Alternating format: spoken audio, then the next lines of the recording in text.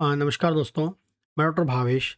आज की वीडियो में अपन बात करने वाले हैं कि यदि किसी व्यक्ति को प्रोस्टेट की समस्या वाकई है या प्रोस्टेट की समस्या हो गई है, उसका पता कैसे चलेगा?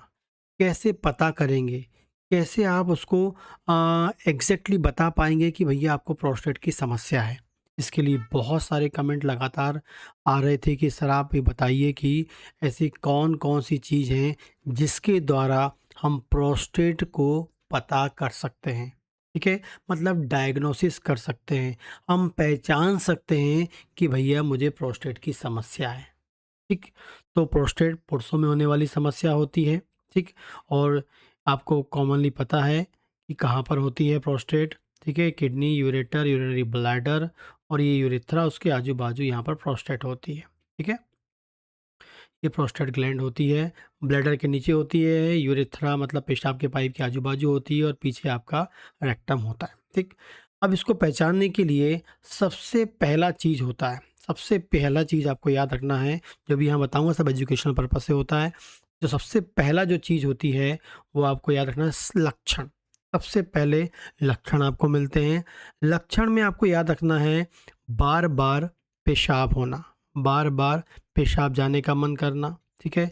रात में बार-बार पेशाब होना, ठीक है? जब भी पेशाब करने जाओ तो पेशाब करने में ताकत लगना, पेशाब का जो जो एक फ़्लो होता है वो कम हो जाना, ठीक है? कई बार ऐसा होता है कि पेशाब करने आप जाते हैं तो पेशाब निकलने में आपको टाइम लगती है, ठीक है? इसके अलावा पेशाब करते समय आपको दर्द हो सकता है, जलन हो सकता है। इसके अलावा जो पेशाब है आप करने गए, पेशाब निकली, फिर रुक गई, फिर निकली, फिर रुक गई, ये आपको मिलता है। और बहुत ही इमरजेंसी कंडीशन आती है कि पेशाब आपको आना ही बंद हो जाता है, ठीक है? ये कुछ लक्षण हैं, इनमें से आपको लक्षण ये मिलते हैं तो आप संभावित रूप से सोच सकते हैं, अभी कन्फर्म नहीं हुआ है, संभावित रूप से सोच सकते हैं कि भैया प्रोस्टेट की समस्या हो रही है, ये आपको याद रखना है। इन लक्षण के साथ आपका एज ग्रुप होना चाहिए 50 साल से के बाद, 50 साल के ऊपर की एज हो और साथ में ये लक्षण मिल रहे हों, तब आपकी पहली संभावना बनती है, पहला जो आपका है, सोच सकते हैं कि भैया प्रोस्टेट है। तो प्रोस्टेट में जो मैं आपको लक्षण बताए और जो आपकी उम्र 50 साल के बाद की होनी चाहिए, तो ये हमको पहला इंडिकेशन मिलता है। दूसरा इंडिकेशन होता है सबसे अच्छा, आप सोनोग्राफ़ी करा लें, यूएसजी करा लें। सोनोग्राफ़ी कराएँगे तो सोनोग्राफ़ी में आपको पता चलेगा कि भैया पहले तो प्रोस्टेट ग्लैंड का वेट कितना है, या हम बोलेंगे इसका जो साइज़ है वो बढ़ जाएगा तो ऑटोमेटिकली उसका वेट भी बढ़ जाएगा। तो प्रोस्टेट ग्लैंड के साइज़ और वेट में आपको बदलाव मिलेगा।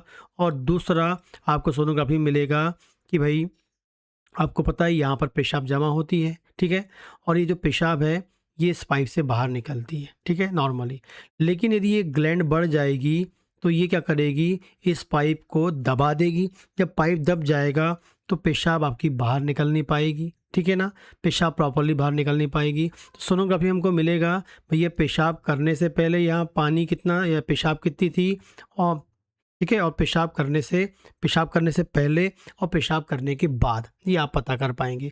यदि यहाँ पर मान लेते हैं 100 एमएल, मान लेते हैं, कोई ऐसी बुक में नहीं लिखा है, या मैं एक एग्जांपल देके बता रहा हूँ। 100 एमएल पेशाब है, ठीक है? आप डॉक्टर के पास गए सोनोग्राफी कराने, इस 100 एमएल पेशाब इसमें है, तो आपने सोनोग्राफी करी और देखा कि भैया सोनोग्राफी से पहले 100 एमएल यहाँ पर पेशाब है, ठीक है? उसके बाद उन्होंने बोला, डॉक्टर ने बोला कि भैया आप पेशाब करके आओ। उसके बाद फिर चेक करी, तो वो मानते हैं नॉर्मली कितनी होनी चाहिए, ये नॉर्मल यदि ये पाइप ओपन होगा तो ये आपका जो 100 एमएल है पेशाब बाहर निकल जाएगी। लेकिन यदि प्रोस्टेट होगा तो ये जो 100 एमएल पेशाब सोनोग्राफी से पहले थी, ठीक है? पेशाब करने का जब हम फिर सोनोग्राफी करते हैं तो आपको फिर से यहाँ पर 80 एमएल मिलेगी या 90 एमएल मिलेगी, सिर्फ 10 एमएल ही बाहर निकली होती है, ठीक है? तो ये बताता है कि भैया यहाँ पर क्या है, यहाँ रुकावट है, ब्लैडर के नीचे, पेशाब की थैली के नीचे रुकावट है। रुकावट मतलब प्रोस्टेट ग्लैंड बढ़ गई है, जिस कारण से पेशाब बाहर नहीं आ पा रहा है। तो सोनोग्राफी में आपको मिलेगा कि भैया पेशाब करने मतलब पहले जब मतलब पेशाब करने से पहले आपके ब्लैडर में, पेशाब की थैली में कितना पेशाब था और पेशाब करने के बाद आपके पेशाब की थैली में कितना पेशाब था ये मालूम चलेगा। यदि दोनों में आपको बराबर मिलता है, दोनों में थोड़ा कम मात्रा में अंतर मिलता है, इसका मतलब है कि आपकी सोनोग्राफी में पता चल रहा है कि भैया यहाँ पर क्या है, ऑब्स्ट्रक्शन है।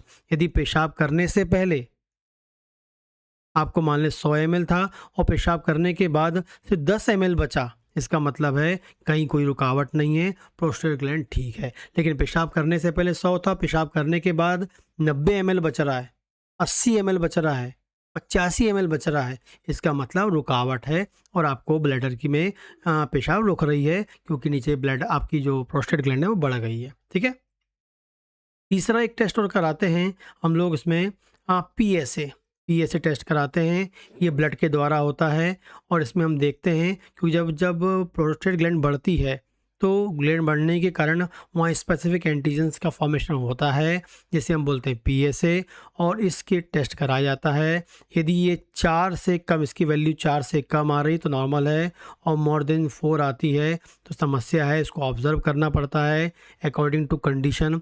ऐसा नहीं बोल सकते 4 से ज़्यादा है तो बहुत बड़ी समस्या है, वो आपको देखना पड़ता है। लेकिन नॉर्मल 4 होती, 4 से ज़्यादा होगी तो आप बोलेंगे कि आपकी प्रोस्टेट ग्लैंड की समस्या है। ठीक है।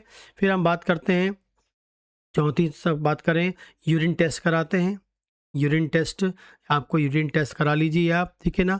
यूरिन टेस्ट में देखते हैं कि भैया कहीं इन्फेक्शन तो नहीं आ रहा है, बैक्टीरिया तो नहीं आ रहा है, पस सेल्स तो नहीं आ रही हैं, वो हम देखते हैं।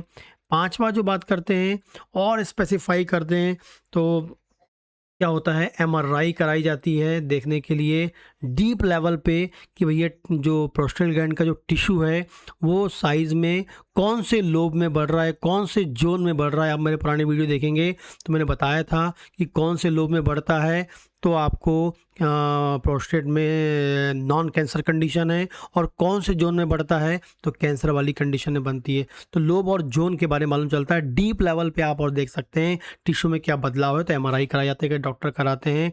और छठवा, और कोई डॉक्टर क्या होता है, जो पेशाब का जो आपका फोर्स कम हो गया है, फ्लो कम हो गया है, उसे आइडेंटिफाई करने के लिए भी लोग बाग यूरोफ्लोमेट्री जो होती है एक टेस्ट होता है, ठीक है, यूरोफ्लोमेट्री, वो टेस्ट भी डॉक्टर्स कराते हैं। ठीक है।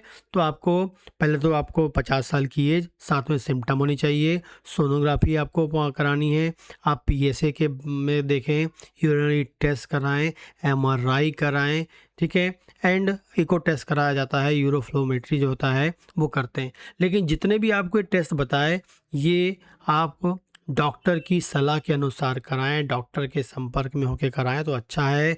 अपने आप डायग्नोसिस करके दवा ट्रीटमेंट करना ये खतरा होता है। आपको हमेशा डॉक्टर के संपर्क में रहना चाहिए। हो सकता है कि आपने सोनोग्राफी करा ली, उसके बाद आप डॉक्टर के पास चले जाइए और उनके गाइडेंस में सलाह से ही दवा लेना चाहते हैं। यदि होम्योपैथी में दवा लेना चाहते हैं तो बहुत अच्छी दवाएं होती हैं प्रोस्टेट ग्लैंड के लिए। आप मेरे से लेना चाहते हैं तो दिए गए नंबर संपर्क कर सकते हैं, क्योंकि होम्योपैथी में बहुत अच्छी दवाएं हैं जो प्रोस्टेट को बिना सर्जरी के नॉर्मल कर सकती है, ठीक कर सकती है, सर्जरी से आपको बचा सकती है। लेकिन वो भी बॉडी की कंडीशन पे डिपेंड करता है, आपकी ग्लैंड किस लेवल पे है उस पर डिपेंड करता है। ऐसा नहीं कि हर कंडीशन पे ही दवा काम करती है, अलग अलग बॉडी पे अलग अलग लेवल पे दवाएं काम करती है, अकॉर्डिंग टू कंडीशन दवाएं वर्क करती हैं। ठीक है। पहले के पहले बोल देना कि हर पेशेंट को ठीक कर देगा, ये गलत बोलना होता है। इसलिए आपको बात करना पड़ेगा, आपकी कंडीशंस को देखना पड़ेगा, और उसके बाद अपन फिर सोच सकते हैं कि भाई आपकी बता पाऊंगा मैं कि आपकी इस लेवल पे दवा काम करेगी या हमारी दवा काम ही नहीं करेगी, आप हमारे पास मत आइए, ये आपको क्लियर बता दिया जाएगा। लेकिन इसके लिए आपको संपर्क करना पड़ेगा 3 से 5 के बीच में दिए गए नंबर पर, व्हाट्सएप कॉलिंग, व्हाट्सएप मैसेज करके आपको बात करनी पड़ेगी। और कोई क्वेश्चन हो तो कमेंट करके आप पूछ सकते हैं। नमस्कार।